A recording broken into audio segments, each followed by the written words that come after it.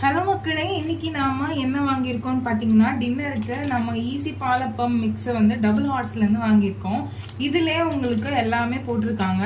இதில் no coconut milk ரெக்வயர்டுன்னு போட்டிருக்காங்க. So நீங்கள் எதாவது கோகனட் மில்க் இருக்கணும்னு அவசியம் இல்லை. அரைக்கும் போது இதில் எத்தனை மணி நேரம் ஊற வைக்கணும், எப்படி பண்ணணும் எல்லாமே போட்டிருக்காங்க. நான் இந்த மாதிரி தான் இன்ஸ்ட்ரக்ஷன் பண்ணி இந்த மாவை கரைச்சி 1 மணி நேரத்துக்கு 1.5 மணி நேரத்துக்கு மேலே ஊற போட்டேன். நல்லா பொங்கி வந்துருச்சு. இது பொங்கியே விடக்கூடாதுன்னு இந்த பாத்திரத்தில் வேற பண்ணியிருந்தேன். சாப்பிட்டு பார்த்துட்டு எப்படி இருக்குன்னு மறக்காம சொல்கிறேன்.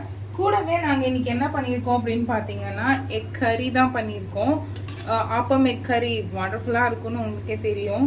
நல்லா பார்த்தீங்கன்னா சூப்பராக இருக்குல்ல. இதுதான் எங்கள் வீட்டில் இன்னைக்கு டின்னர். உங்கள் வீட்டில் என்ன டின்னர்னு மறக்காம எங்களுக்கு கமெண்ட் பண்ணுங்க. பாய்.